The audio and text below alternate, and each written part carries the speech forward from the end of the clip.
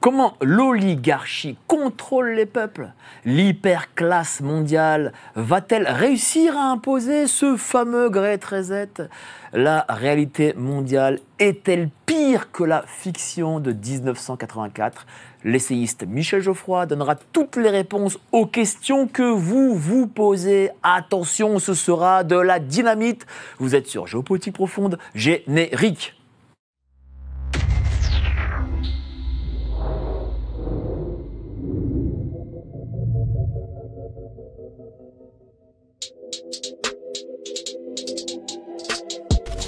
Nous sommes en guerre.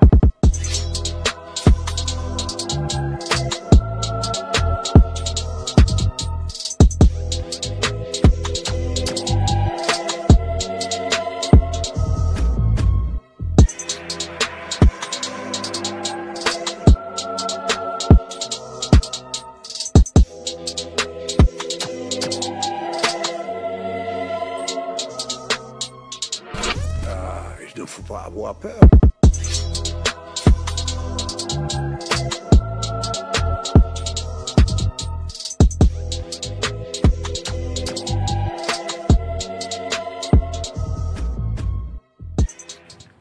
Il ne faut pas avoir peur. Bonsoir à tous, vous êtes sur Géopolitique Profonde, la chaîne qui est là pour remplacer les médias subventionnés.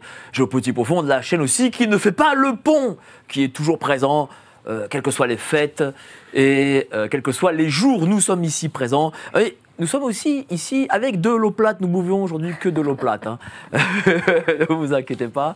Nous sommes sobres pour cette émission. Alors, évidemment, aujourd'hui, je suis vraiment très content de recevoir Michel Geoffroy parce que j'ai lu ce livre et je me suis vraiment régalé. Bienvenue dans le meilleur des mondes. Livre court, mais on peut dire que, comme l'est écrit en sous-titre, on apprend que la réalité quand même dépasse la fiction, et de très loin. Oui, tout à fait. Tout à fait. J'ai commencé l'essai en citant Ray Bradbury, un grand auteur de science-fiction, qui a dit « La science-fiction, c'est une description de la réalité ». Il a dit ça lors d'une conférence en 1999. Alors, c'est une phrase qui a double sens. Le premier sens, le plus évident, c'est qu'effectivement, un certain nombre d'auteurs de science-fiction, comme j'ai voulu le montrer, ont manifestement bien prévu le monde post-totalitaire dans lequel nous sommes rentrés en Occident. Ça, c'est la première acception de la phrase de Ray Bradbury. La deuxième acception, c'est de dire notre réalité aujourd'hui en Occident, elle est fictionnelle. Nous vivons, nous occidentaux, dans un monde de fiction. C'est-à-dire que nous vivons notamment dans un monde formaté par les médias, par les écrans. Les écrans font aujourd'hui largement écran à la réalité, à la perception de la réalité. Et d'une certaine façon, nous vivons dans... Alors, Platon, ce n'était pas un auteur de science-fiction, mais nous sommes dans la caverne de Platon. C'est-à-dire que nous prenons aujourd'hui en Occident les ombres médiatiques pour de la réalité, comme dans la caverne de Platon. Donc la phrase de Bradbury, il y a deux sens, et j'ai essayé de montrer dans ce petit essai, qui effectivement n'est pas du tout une anthologie de la science-fiction, ça serait prétentieux, mais j'ai essayé de montrer qu'il y avait grosso modo deux types de science-fiction. Bon, la science-fiction étant un genre qui s'est développé à partir de la fin du XIXe siècle, il y a un côté progressiste dans la science-fiction. C'est le culte du progrès, le culte de la science qui va nous permettre de faire des choses extraordinaires. Vous serez comme des dieux, hein, comme dit le serpent dans le jardin d'Éden. Et ben, la science va nous permettre de faire des choses magnifiques. Et c'est donc une science-fiction progressiste. Et d'ailleurs, je pense qu'on pourrait dire que le progressisme est en lui-même une sorte d'idéologie de science-fiction. Parce que le progressisme, d'une part, il valorise le progrès, la marche en avant de l'humanité. L'humanité va dans un seul sens, qui est toujours l'amélioration.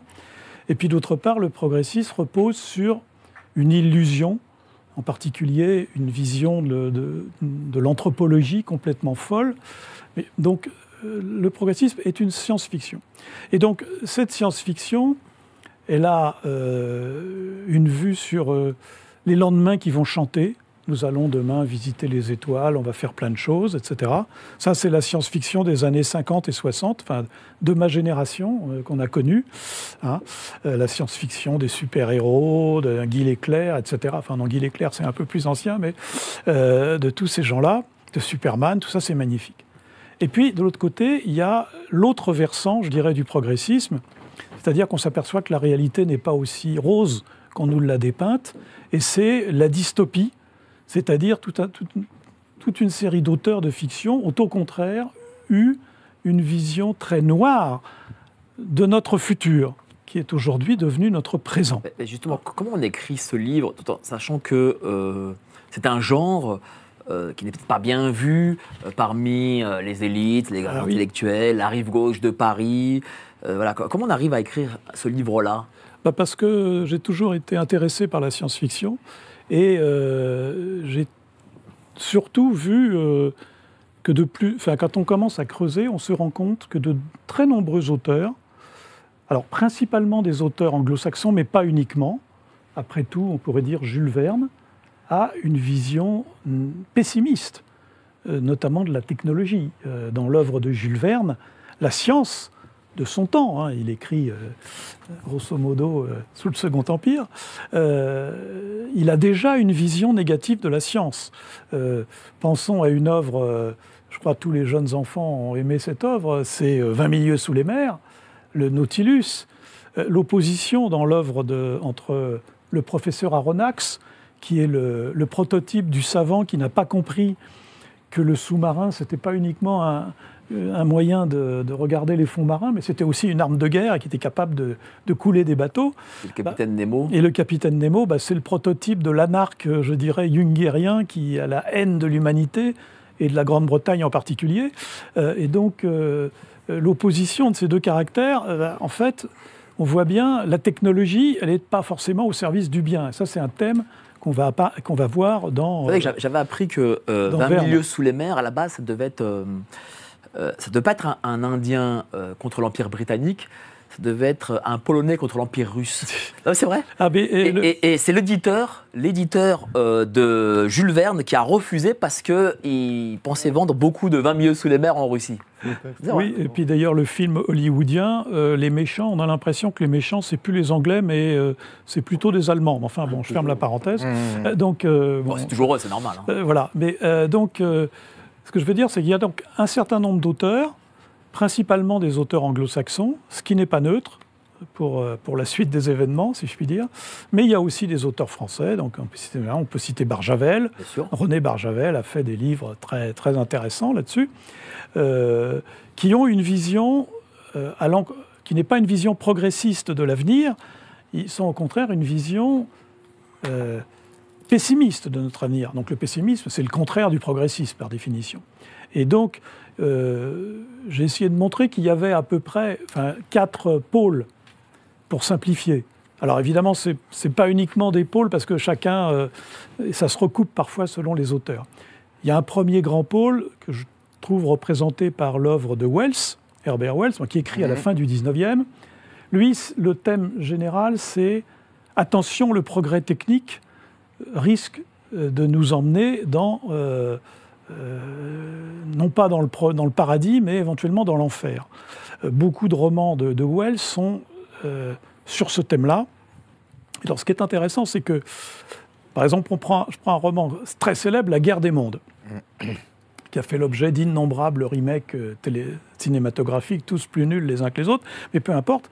Ce livre, alors quand on le lit en 1898, je crois qu'il a écrit ça en 1898, bon, ok, c'est une aventure. Quand on lit ce livre après la guerre de 14, et encore plus après la Seconde Guerre mondiale, on comprend que Wells, dans ce roman, il a dépeint les horreurs des guerres technologiques modernes, des armes de destruction massive, les flots de réfugiés, les villes détruites, etc. Tout ce qui n'existait pas véritablement à cette époque, et surtout pas en Angleterre.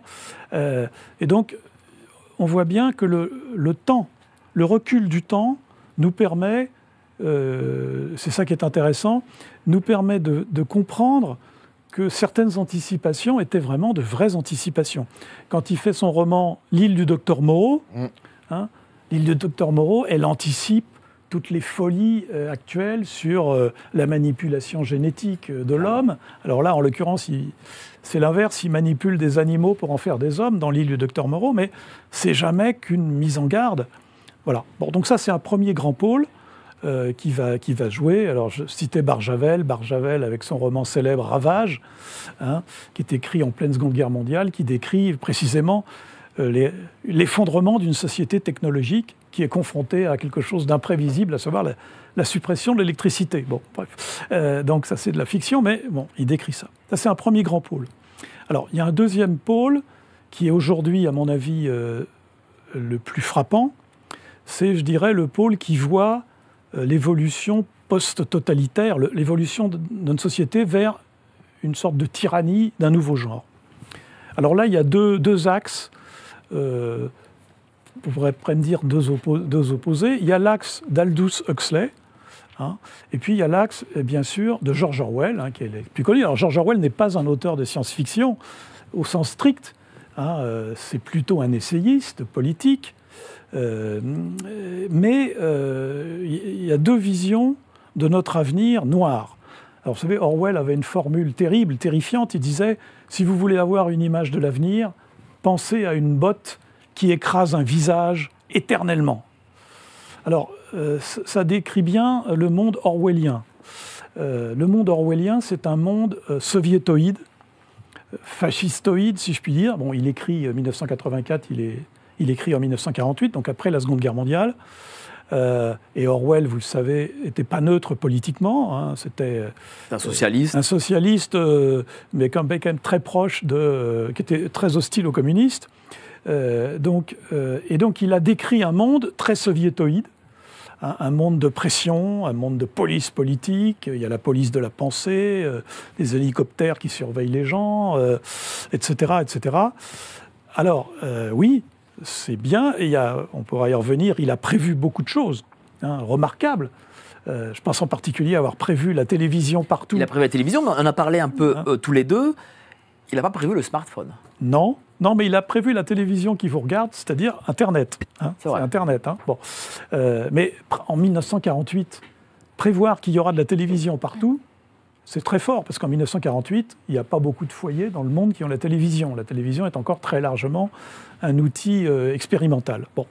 Donc il y a ce monde-là, cette vision qui a connu... Alors, Orwell a beaucoup d'enfants intellectuels, hein, le thème d'une tyrannie violente, forte, avec des barbelés, des chiens policiers, etc.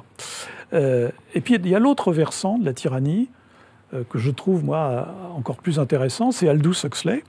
Aldous Huxley écrit en 1932 un livre qui s'appelle « Le meilleur des mondes ». Hein. Et alors, qu'est-ce que dit Huxley ? Huxley nous dit, mais il n'y a pas besoin de barbelés, de chiens policiers, etc. On peut faire aimer aux gens leur servitude. Et on peut notamment les domestiquer avec le biopouvoir. Hein, le thème du roman d'Huxley, c'est la biologie. D'ailleurs, Huxley, je rappelle, était le frère d'un grand biologiste, d'un éminent biologiste, père de l'eugénisme aussi. Et donc, il a une vision d'une sorte de tyrannie douce. C'est une tyrannie quand même. D'ailleurs, le roman est pessimiste, puisque le héros du roman se suicide à la fin. Mais comme Orwell, d'ailleurs, c'est aussi pessimiste. Mais je trouve que notre monde, si on se projette dans notre temps, notre monde ressemble, est un mélange entre du monde d'Huxley, d'Aldous Huxley, et puis du monde d'Orwell. Nous allons parler, cher Michel Geoffroy. Je vais d'abord présenter nos amis qui sont autour de la table. Stéphanie Reynaud, comédienne, journaliste, tribune libre. Tu es venu avec ton 1984 de poche. Voilà. Ton livre de chevet. C'est le petit livre bleu. Absolument. Bon. Je sais que tu auras beaucoup de choses à dire dans le grand débat. Certainement. En face, nous avons Olivier Piacentini, économiste, dont ce prochain livre sort dans 3 jours. Tiens, n'ayez plus peur, l'Occident renaîtra comme le phénix. T'en es sûr? Bonjour. T'en es sûr? De quoi? Qu'il renaîtra comme le phénix? Je n'en suis pas sûr. Je fais des propositions pour essayer de sortir de l'ornière autant que faire se peut. Mais bon, bien entendu, j'espère surtout. Merci à toi, cher Olivier. Et enfin, Jean-Maxime Corneille, éditorialiste, analyste géostratosphérique, traducteur de tous les pechniks du tome 1 au tome Z. Comment ça va? Ça va bien, merveilleusement bien. Là, je sens qu'on est directement dans le bain. On sent, vous la sentez. Bah oui, c'était ça le but. Le but, c'était de vous mettre dans le... Et nous remarquons aussi qu'avec le coût pour les éditeurs ayant augmenté, multiplié par 3 pour les livres, aujourd'hui on est obligé d'être succinct, d'être to the point, you know. Oui. Vraiment, on va au fond des choses directes. On est rationné en termes de Ça va papier. être surtout intéressant, je pense, de voir l'arrière-plan, de croiser en fait à la fois le propos et les arrière-plans dans un contexte culturel et économique en fait de l'émergence du mondialisme. Donc je pense que ça va être l'arrière-plan. J'enfonce une porte ouverte sans doute, mais ça va être. Oui, d'ailleurs, court le livre. Et court le livre. Oui, C'est les rationnements de papier. oui, Voilà. Le papier coûte trop. C'est la faute à Macron. c'est ça. On vous a rationné C'est le la papier. censure. Mais c'est une forme de c'est censure. le contraire si on de y réfléchit. Balzac. Vous savez, Balzac disait « Je suis désolé, j'ai pas eu le temps de faire court. » Ou alors Proust, la vie est trop courte. Non, Mais- c'est Proust qui est trop long. Mais vous avez parlé de servitude, de domestication. On le voit, on est en plein dedans. Si vous voulez, après la crise du Covid, Oui, ça, ouais, oui. hein, Ça nous l'a montré. relire Aldous Huxley après la crise du Covid, oui, on voit ce que c'est que le biopouvoir. Hein. Bon, donc voilà. Alors, je disais, il y a le dernier pôle que j'ai pas évoqué, Allez-y. c'est le pôle de la vision d'une société de plus en plus oligarchique. Alors là, il y a un roman que je considère comme le roman vraiment important, c'est La révolte d'Atlas d'Ayn Rand, qui est un roman qui est paru en 1957, et le thème du roman, c'est un jour, tous les riches, les puissants, les intellectuels, les scientifiques disent « on en a assez de s'occuper des improductifs, des pauvres, etc. Ça ne nous intéresse plus.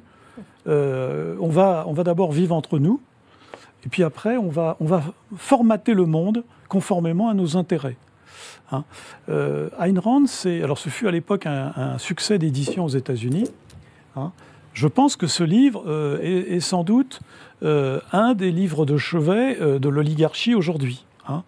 Quand Warren Buffett dit « il y a une guerre des classes et c'est ma classe, celle des riches, qui est en train de gagner », nous sommes dans ce monde-là. Oui, mais comment on l'explique, cette servitude? Comment se fait-il que, il y a 2 siècles, cette servitude n'aurait pas existé? On ne dit pas que c'est la technologie seulement qui a pu créer ça. Alors, je pense que la technologie donne aujourd'hui des pouvoirs de surveillance et de contrôle sans commune mesure avec ce qu'on a appelé les totalitarismes au XXe siècle. Les totalitarismes, c'était quand même un contrôle assez basique. Hein. Oui, il y avait l'espionnage, on écoutait les gens, on regardait les gens, mais enfin, il n'y avait pas tous les systèmes de traçage électronique comme aujourd'hui, etc., etc. Donc, je pense que la technologie a un effet négatif, je pense, sur ce plan. D'ailleurs, vous avez peut-être dû voir il y a 2 jours, ou il y a un jour, je ne sais plus, le remake de l'interview de Solzhenitsyn par Bernard Pivot. Alors, il se trouve que j'ai simplement j'ai écouté un passage où on voit Solzhenitsyn qui dit « La technologie a évolué. Pendant très longtemps, la technologie se bornait à changer la nature. Aujourd'hui, elle s'attaque à l'homme et au fondement de l'homme. » C'est ça. Et Et donc, je pense que c'est une des raisons, c'est pas la seule, hein, bien sûr, mais du fait que les gens, aujourd'hui, sont prisonniers d'un système qu'ils rejettent globalement, mais ils ont du mal à en sortir. Donc, je pense que la technologie a un rôle. Je pense aussi que l'évolution culturelle, l'effondrement culturel, le déracinement, le fait... L'avenir Made in USA. Alors, il y a ça aussi, bien sûr, c'est C'est-à-dire lié. la société de l'entertainment, Oui, du loisir, bien sûr, voilà, bien sûr. d'Hollywood. Oui, le loisir pascalien, au sens où le loisir vous empêche de penser à autre chose. Hein. Je pense qu'en ce moment, le sport, les Jeux Olympiques sont un bel exemple Oui, mais quoique les Jeux Olympiques, c'est du pain et des jeux comme de l'époque de Rome. Donc Oui. ça n'a pas Oui, changé. Oui, mais plus enfin, loin, c'est l'époque dire qu'on nous propose de la quelque mauvaise chose derrière. Rome, hein, si je puis me permettre. C'est l'époque de la plèbe. Hein. Le pain et les jeux, c'est la plèbe à Rome. C'est pas le meilleur côté de la romanité, me semble-t-il. Bon, donc, oui, mais donc, moi, je pense que il est clair qu'aujourd'hui, la technologie, enfin, je me permets d'insister, la technologie a donné des pouvoirs très importants. Enfin, je pense qu'il ne faut pas oublier l'extravagant pouvoir de sidération des médias et des écrans. Hein. Si l'ensemble des oligarques achètent les médias, c'est qu'il y a une raison. C'est Bien sûr. peut-être pour faire des placements, mais enfin, c'est quand même parce que c'est un levier de... c'est pour ça que je disais en introduction, la phrase de Bradbury, c'est aussi que nous vivons, encore une fois, dans un monde qui est complètement formaté par les médias. Hein, nous sommes enfermés dans la cage médiatique. Aujourd'hui, quelqu'un qui dirait « je ne regarde pas la télévision, je ne lis pas les journaux », passe pour un être asocial. Tiens, d'ailleurs... Donc la nouvelle génération ne lit pas les journaux, ne regarde pas la télévision. Voilà. Donc ils sont... Oui, pourtant, cette Non, mais nouvelle génération n'est pas... Il regarde le... Oui, mais c'est pas la télévision, c'est autre chose. C'est autre chose. Enfin, il regarde un écran. C'est vrai. Il regarde un écran. Et pourtant, je vais vous dire, la nouvelle génération, je pense, n'est pas du tout rebelle. Hein. Enfin, je ne sais pas si Oui. vous... Oui, oui. Moi, je l'ai vu avec la crise sanitaire, où nombre de ces jeunes ont accepté le discours de l'État et ont fait ce que l'État leur a demandé. Alors que quand on est jeune, on est avant tout... je ne dis pas qu'on sera un anarchiste, mais on est un peu dans une forme de rébellion en soi, d'envie d'en découdre. Oui, mais je pense que l'ensemble du système institutionnel, que ce soit l'éducation nationale, que ce soit les écrans. Alors effectivement, ils ne regardent peut-être pas la télévision, le journal télévisé, parce que c'est plutôt les EHPAD qui regardent le journal télévisé, mais ils regardent, enfin moi je ne sais pas, quand je prends les transports en commun et que je vois ce que font mes voisins, ils regardent tous des séries, des machins, enfin, tout ça véhicule la même idéologie. La même idéologie. Hein. Et cette idéologie, c'est quand même une idéologie de la soumission au système. C'est sûr. Hein. Mais dites-moi... C'est ce qu'avait prévu Orwell. Orwell explique que dans l'Océania futur, la propagande en permanence explique que jamais on n'a été si bien loti qu'aujourd'hui. Alors que c'est une horrible société de pénurie affreuse, et on explique que le passé, c'était encore pire. C'est ce qu'on explique tous les jours aujourd'hui. Hein, c'est ce qu'on explique à l'éducation nationale, c'est ce qu'on explique à la télévision. On vous explique que vraiment, on vit un monde idéal. Hein. Donc, y a ça, je pense que c'est très difficile d'échapper à ce système. D'ailleurs, ce que vous dites en est la preuve. Même les jeunes aujourd'hui ne sont pas capables d'y échapper. J'habite près d'un lycée. Je vois les lycéens, quand ils sortent, je vois comment ils sont. Ils sont le portable à la main et le truc dans les oreilles. Tout en sachant qu'en plus, ils sont en plein dans la novlangue. Oui. Alors là, ils sont totalement pris en main, quoi. Oui, oui. Enfin, donc, je veux dire, il y a une représentation du monde qui est véhiculée quand même par tout ce pouvoir médiatique, hein, fondamentalement. Et donc, je crois que c'est un des éléments de ça. Enfin, dernier point, il me semble que l'histoire a montré que toutes les dictatures, quelles qu'elles soient, les pires, reposent toujours sur un minimum d'adhésion de la population. Je veux dire, même dans les pires dictatures, il y a quand même des gens qui sont d'accord. C'est vrai. Parce que les gens, ils essaient de survivre.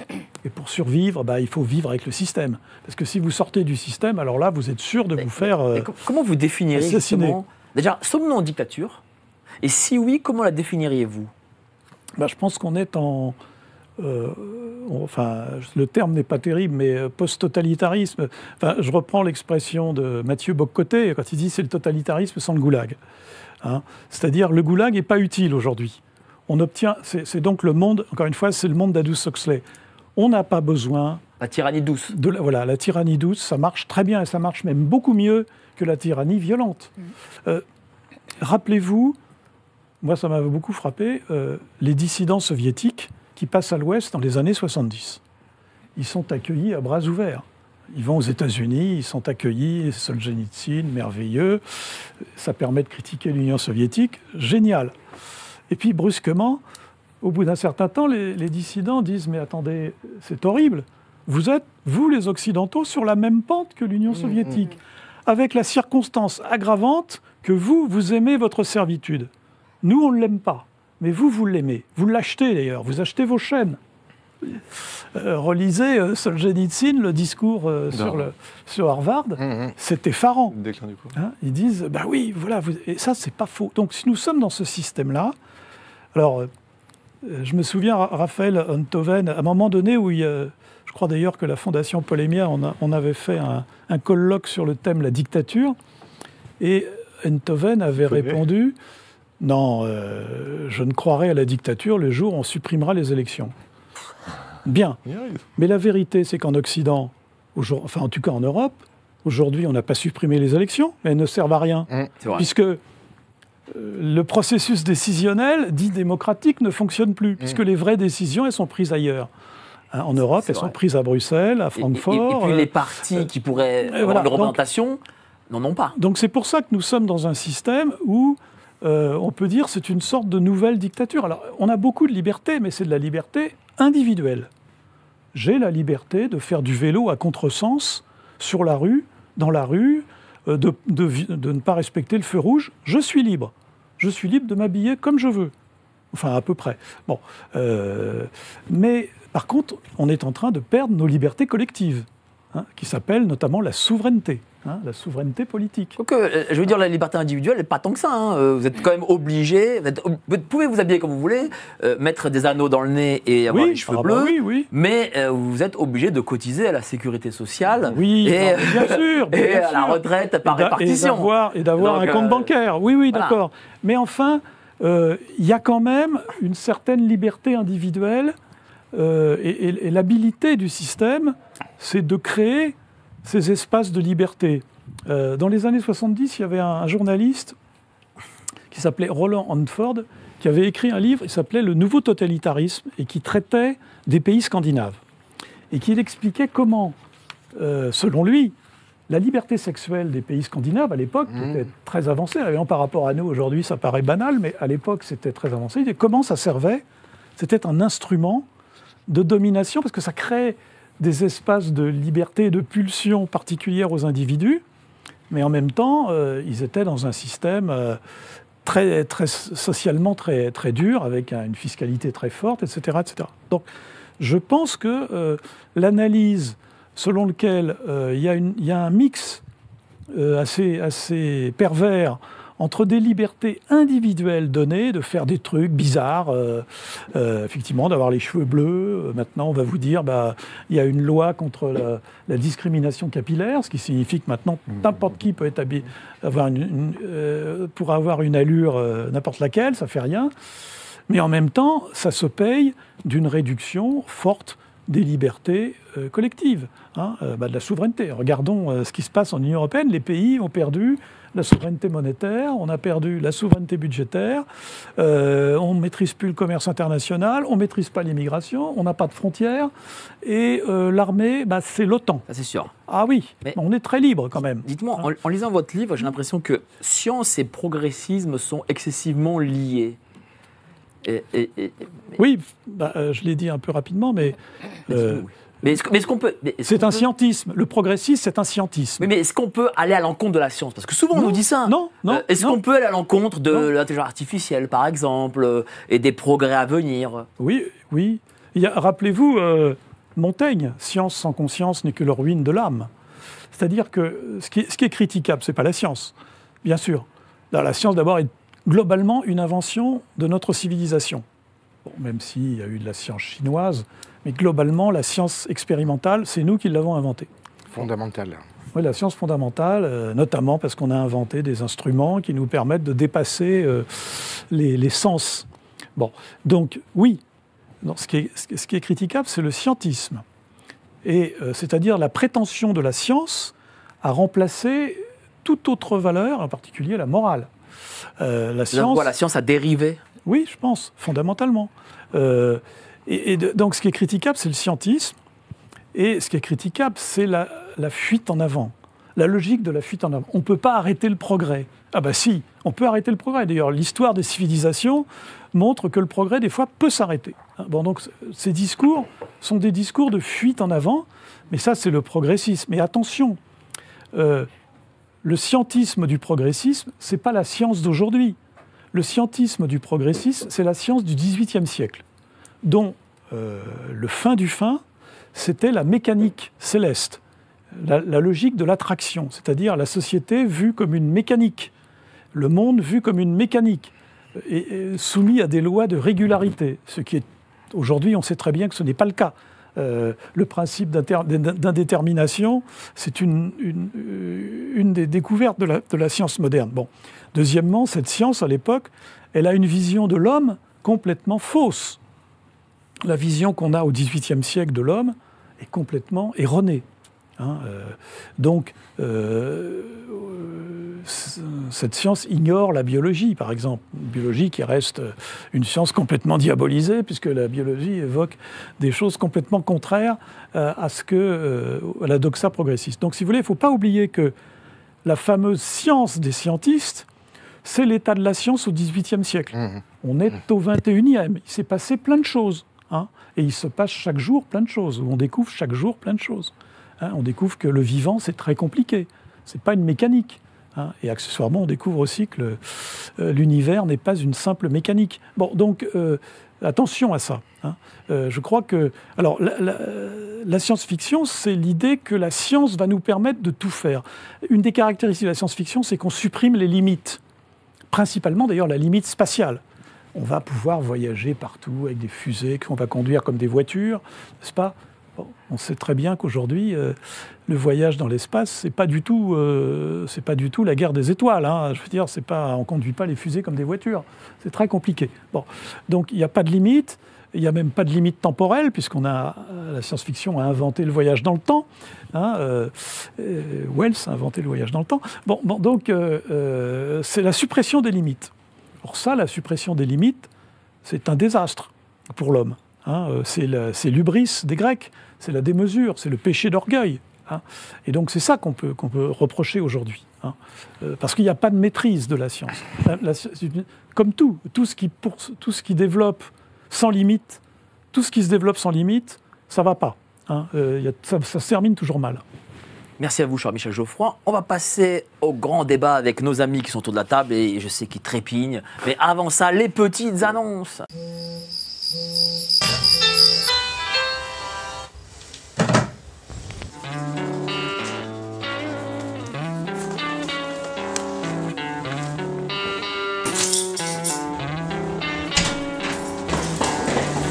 Malgré la routine de la vie quotidienne, on peut trouver un autre univers dans la lecture. Un livre est une amitié, comme disait Proust. Il nous accompagne partout et nous transporte plus loin que nous pouvions espérer. Ça semble un peu cliché dit comme ça, mais oui, la lecture change la vie. C'est pourquoi avec Géopolitique Profonde, on vous propose notre revue mensuelle. En plus d'avoir les meilleures expertises sur les sujets essentiels de notre société, il y a aussi des solutions financières pour s'émanciper du système. On essaie de changer la vie de ceux qui nous lisent, intellectuellement comme matériellement. Quand les intérêts rencontrent la sympathie, c'est souvent une nouvelle amitié qui commence. Car on n'est pas là pour vous raconter des histoires, mais pour vous aider à écrire la vôtre.